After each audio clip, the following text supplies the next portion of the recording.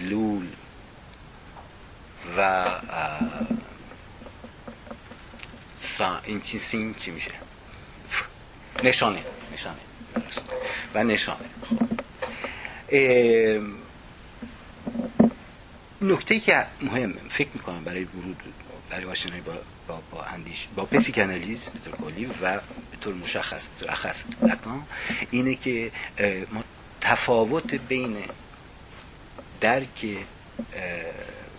لکانی از مفهوم سیگنیفیان، مفهوم دال و درک سوسوریش رو این رو بازش کنیم، معرفیش کنیم. من فکر می‌کنم این ورود درستی خواهد بود تا سوء تفاهم‌هایی که تا کنون پیش آمده به ویژه در معرفی‌هایی که به زبان انگلیسی نوشته میشه از اینها پرهیز کرده باشیم، دست کم در فکر فارسی.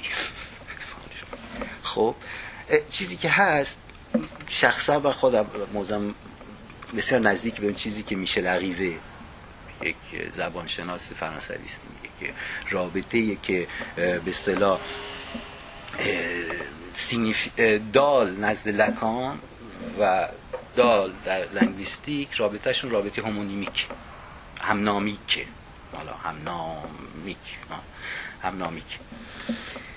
خب ببینید اگر نگاه کنیم ما به متن‌های لکان، حتی متن‌های اولیش مثل l'instance de la lettre dans l'inconscient یا fonction et champ de la parole et du langage dans la psychanalyse یا la psychose 55 53 57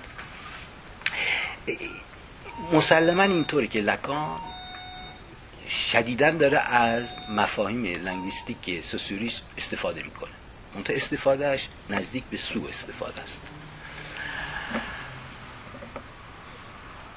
به عنوان به طور مشخص وقتی که لکان این بحث ها رو پیش میاره یا مثلا حتی متافور متونیمی رو از ژاکوبسن میگیره و استفاده میکنه، همواره داره صحبت میکنه از بودن و ربط بودن با معنا، و دقیق‌تر گفته باشم با کمبود بودن مانک دو لتر و ربطش با سینیفیکاسیون که معنا من نمیدونم به دایتینگ با آلمانی میگن دلالت. خب دلالت و یعنی پرسشی که داره مطرح میکنه از بد و امر بیرون از پرسش مشخص اخص لینگویست زبان شناسی قضیه است. خب زبان شناس به این کاری نداره. چرا این گونه هست؟ بس واسه اینکه لکان پسیکانالیست و از یک مشروط گفتارش به پراتیکی که این پراتیک در حول رنج، در حول سمتوم میچرخه. رنج نمیدونم مثل سوفرانس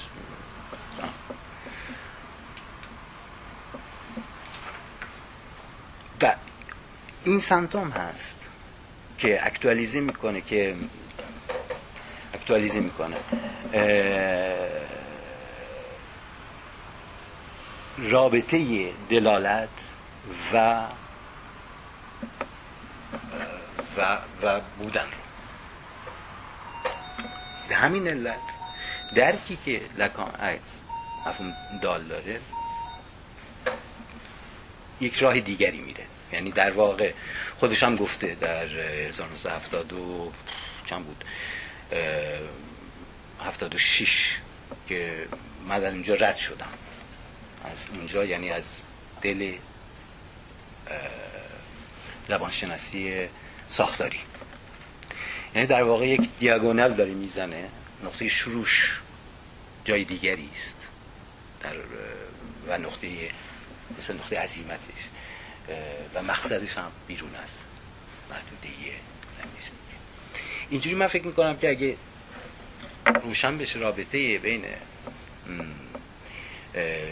تئوری های لکانی و لنگویستیک، ما خیلی از سوءتفاهم‌ها رو که من دیدم در بعضی متن فارسی هم دیدم وجود داره، اینها رو ما ازشون پرهیز میکنیم از این اشتباهات.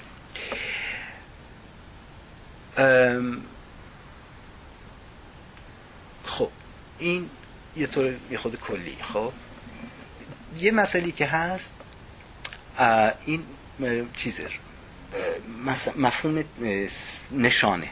مفهوم نشانه در نزد سوسور و دیگران همونطور که میدونید ترکیب یا مثل وحدت دو عنصره، عنصر دال و عنصر مدلول. به بیان دیگه میشه گفت که نشانه در زبانشناسی ساختاری وحدت مادیت زبان و کارکرد زبانه. کارکرد زبان دال و سینیفیه به عنوان اون اصطلاح مرجع مادیش.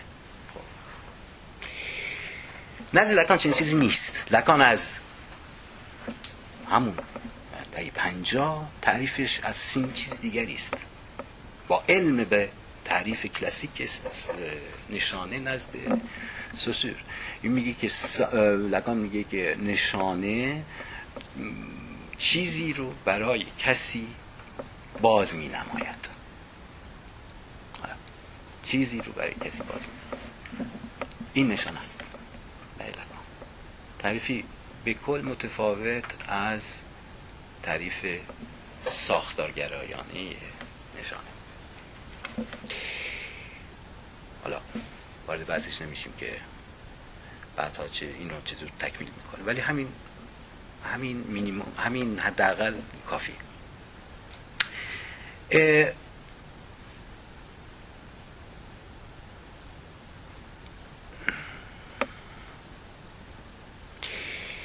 مسئله دوم که در واقع میشه گفت که یه جور پروبلماتیک و اصلا تئوریک برای من جالبه و ما رو وارد بحثایی میکنه که بسیار پیچیده است و بسیار معاصر امروزه. مسئله رابطه تفاوت و امر واحده. خب ببینید در دست کم نتیجه تئوری ساختاری زبانشناسی اینه که شما یک مجموعی دارید از تفاوت‌های محض، که این تفاوت‌های محض، این مجموعه تفاوت‌های محض افشون، تأثیرشون تولید دلالت. خب میدونید این من نمیخوام زیاد شاید ابستره بشه، اینجوری خیلی ساده است. مثلا فرق بین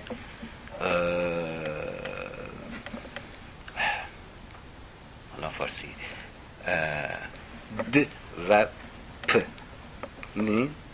که یکی درنده میده دیگری پرنده میده. تفاوت اینها در خودشون، در خودش به عنوان فونم یا پ در خودشون بار معنایی رو حمل نمی‌کنن بر طبق نظریه ساختارگرایی، بلکه چیه؟ در تفاوت بین دو پ هست که معنا چیز میشه، به وجود میاد. پس در دستگاه سوسوری، دستگاه ساختارگرا، تفاوت محض یک کنسپت، یک مفهوم مرکزی است و این مفهوم مرکزی بحث تاریخ فلسفه میشه. این مفهوم مرکزی در اندیشه پس از جنگ جهان دوم نقش بسیار مهمی بازی کرده در نزد بسیاری از اندیشوران در فرانسه دستگی. مفهوم تفاوت، مفهوم دیفرانس به اصطلاح، به اشکال مختلف، هر کدوم سعی کردن به نوعی باهاش برخورد بکنن. تفاوت محض که ما میگیم اون موقع یعنی این که هر دالی